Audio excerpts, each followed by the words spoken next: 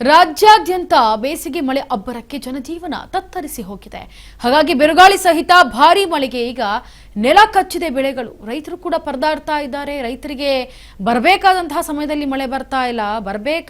ಯಾವಾಗ ಮಳೆ ಬರಬೇಕು ಅವಾಗ ಬರದೇ ಇರೋದ್ರಿಂದ ಒಂದು ರೀತಿ ಕಂಗಾಲಾಗಿ ಬಿಟ್ಟಿದೆ ಅವರ ಬದುಕು. ಯಾಕಂದ್ರೆ ಈಗ ರಾಜ್ಯಾದ್ಯಂತ ಬೀಸ್ತಾ ಇರುವಂತಹ ಈ ಮಳೆಗೆ, ಈ ಬೇಸಿಗೆ ಮಳೆಗೆ ಜನರು ಕೂಡ ತತ್ತರಿಸ್ತಾ ಇದ್ರೆ, ಜನಜೀವನ ಆ ಕಡೆ ಅಸ್ತವ್ಯಸ್ತವಾಗ್ತಾ ಇದ್ರೆ, ಇತ್ತ ರೈತರು ಕೂಡ ಬೆಳೆಗಳನ್ನ ಬೆಳೆಯೋದಕ್ಕೆ ಹಿಂದೆ ಮುಂದೆ ನೋಡ್ತಾ ಇದ್ದಾರೆ.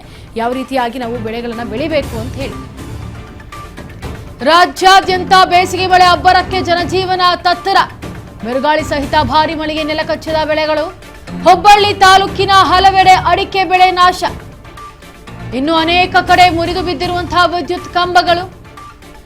ಗಾಳಿಗೆ ಹಾರಿ ಹೋದ ಜಮೀನುಗಳಲ್ಲಿದ್ದ ಸೋಲಾರ್ ಪ್ಯಾನೆಲ್ಗಳು. ಅಧಿಕಾರಿಗಳು ಸಮಸ್ಯೆ ಆಲಿಸದಿದ್ದಕ್ಕೆ ಅನ್ನದಾತರ ಆಕ್ರೋಶ. ನೋಡಿ, ಈ ರೀತಿ ರಾಜ್ಯಾದ್ಯಂತ ಬೇಸಿಗೆ ಮಳೆ ಅಬ್ಬರಿಸ್ತಾ ಇದೆ. ಹಾಗಾಗಿ ಎಷ್ಟೋ ಅವಾಂತರಗಳು ಸೃಷ್ಟಿ ಆಗ್ತಾ ಇದೆ. ಸೋಲಾರ್ ಹಾಕಿರೋದು ಕೂಡ ಗಾಳಿ ಸಹಿತ ಬಂದಿರುವಂತಹ ಮಳೆಗೆ ಕಿತ್ಕೊಂಡು ಬಂದಿದೆ. ಈಗ ಜನಜೀವನ ಒಂದ್ ಕಡೆ ತತ್ತರಿಸಿ ಹೋಗ್ತಾ ಇದ್ರೆ, ರೈತರ ಕಷ್ಟ ಕೂಡ ಒಂದು ರೀತಿ ಆಗಿ ಹೋಗ್ತಾ ಇದೆ. ಯಾಕಂದ್ರೆ ಅವರು ಇಂತಿಂಥ ಸೀಸನಲ್ಲಿ ಇಂತಿಂಥ ಬೆಳೆಗಳನ್ನ ಅಂತ ಬೆಳೆದಿರ್ತಾರೆ. ಆ ಸೀಸನಲ್ಲಿ ಈ ರೀತಿ ಮಳೆಗಳು ಬಂದ್ಬಿಟ್ರೆ ಎಷ್ಟೋ ನಷ್ಟ ಉಂಟಾಗುತ್ತೆ. ಹಾಗಾಗಿ ನೋಡಿ, ಈ ಬಿರುಗಾಳಿ ಸಹಿತ ಬಂದಂತಹ ಭಾರಿ ಮಳೆಗೆ ನೆಲ ಕಚ್ಚಿಬಿಟ್ಟಿದ್ದೇವೆ ಎಲ್ಲ ಬೆಳೆಗಳು. ಗಮನಿಸ್ತಾ ಇದ್ದೀರಾ ದೃಶ್ಯಾವಳಿಗಳಲ್ಲಿ, ಅಡಿಕೆ ಮರಗಳಾಗಿರ್ಬೋದು ಎಲ್ಲವೂ ಹೆಂಗ್ ಬಿದ್ದಿದೆ ಅಂತ ಅಂದ್ಬಿಟ್ಟು, ಅಡಿಕೆ ಸಸಿಗಳೆಲ್ಲ ಕೂಡ. ಇನ್ನು ಹುಬ್ಬಳ್ಳಿ ತಾಲೂಕಿನ ಹಲವೆಡೆ ಅಡಿಕೆ ಬೆಳೆ ನಾಶ ಆಗಿರೋದನ್ನು ನೀವು ಗಮನಿಸ್ತಾ ಇದ್ದೀರಾ ದೃಶ್ಯಾವಳಿಗಳಲ್ಲಿ, ಯಾವ ರೀತಿಯಾಗಿ ಬಿದ್ದಿದೆ. ಜೊತೆಗೆ ಈ ಸೋಲಾರ್ ಎಲ್ಲ ಯಾವ ರೀತಿಯಾಗಿ ಕಿತ್ಕೊಂಡು ಬಂದಿದೆ ಕಬ್ಬಿಣದ ಜೊತೆಗೆ ಅಂತ ಹೇಳ್ಬಿಟ್ಟು.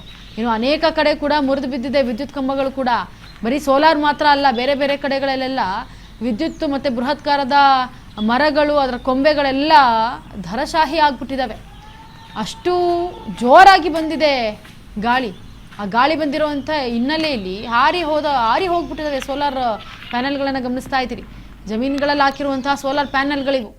ಅಧಿಕಾರಿಗಳು ಸಮಸ್ಯೆಯನ್ನ ಆಲಿಸ್ತಾ ಇಲ್ಲ. ಇಷ್ಟೆಲ್ಲ ಆದರೂ ಯಾವ ಅಧಿಕಾರಿಗಳು ಬಂದು ಕೂಡ ನಮಗೆ ಭೇಟಿ ಕೊಟ್ಟಿಲ್ಲ.